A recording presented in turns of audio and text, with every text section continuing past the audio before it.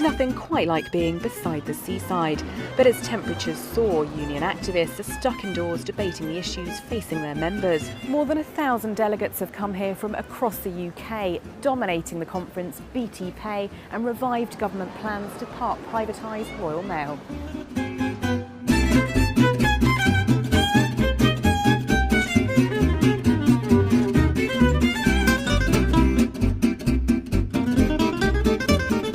We can win this fight, we will win this fight, and we'll get a decent pay rise for our members. They deserve a decent pay rise and they will strike for that.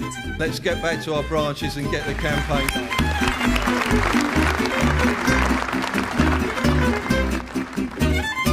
Billy Hayes thought he'd seen the back of plans to privatise part of Royal Mail, but with a brand new government in place, along come new challenges for the union. This conference the perfect platform to discuss how best to tackle LibCom plans to inject private sector cash into the business. Well, the government's position is they want to privatise Royal Mail. We see these as old ideas dressed in new language, and it's a great shame they want to privatise Royal Mail, but we see the universal service delivering Royal Mail from Land's End to John O'Groats. We see that at risk under privatisation. And should members be worried about possible strike action? No, it's going to be a different year because we've got a different government. But in terms of the agreement that's been reached for Royal Mail, we expect Royal Mail to honour it, and I'm confident that we will also. And the first thing we want is dialogue and to be listened to, whether it's a Labour government, a Tory government, a Tory Liberal government, employers and the like. We exist to represent people. That's what our main and primary purpose is. CWU members voted to reject Royal Mail privatisation plans.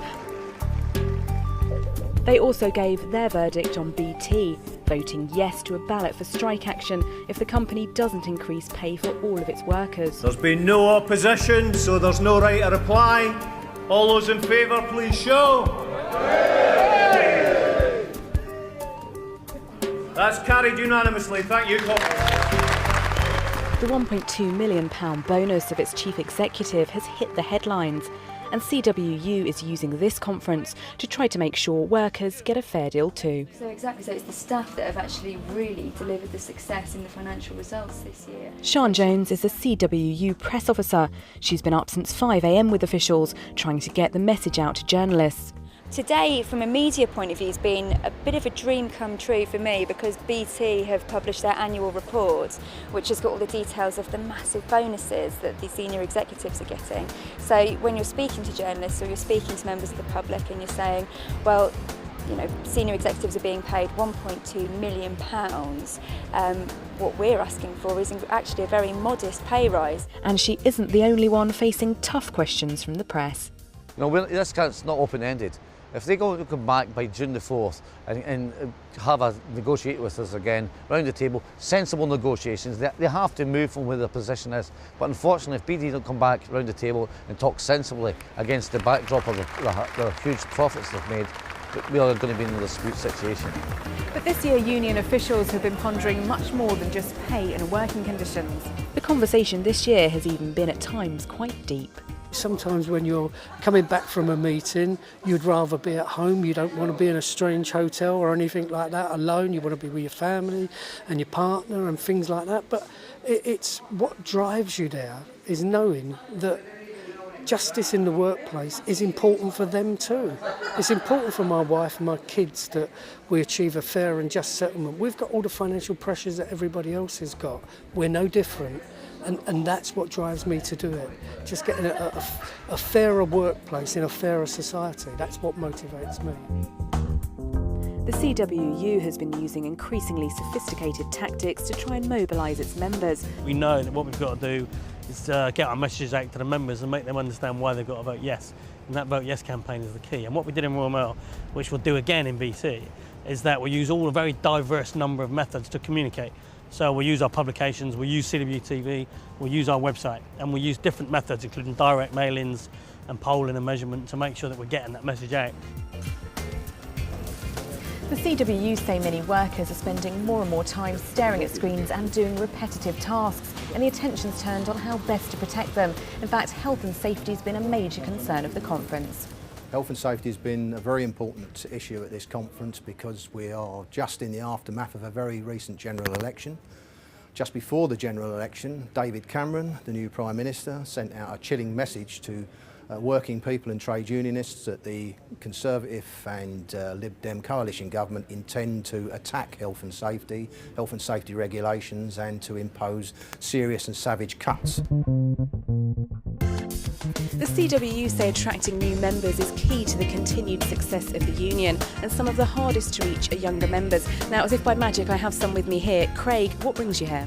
It's my first time at a general conference, so I'm learning different things about, not only just the telecom side where I am, but also different issues with the postal and the financials as well.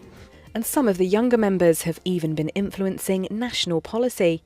Now, I've got Kai Dudd and Rob Wotherspoon with me. Now, you've had quite a big achievement at this year's conference, haven't you? Yeah, it's a big achievement this week because what we've managed to do is move and carry a motion that commits the CWU to respond to the English Defence League.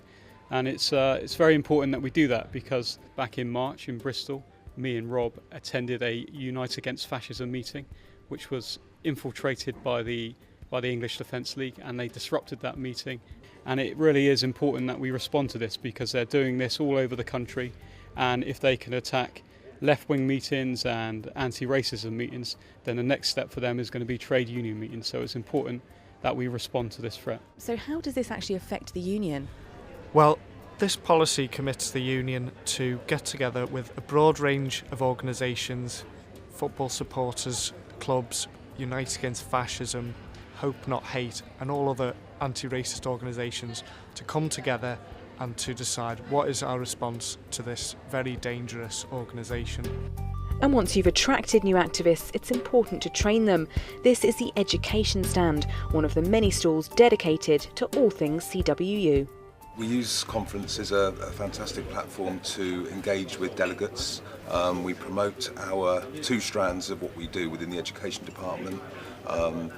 One is delivery of activist and reps training, and the other is lifelong learning within all of our regions.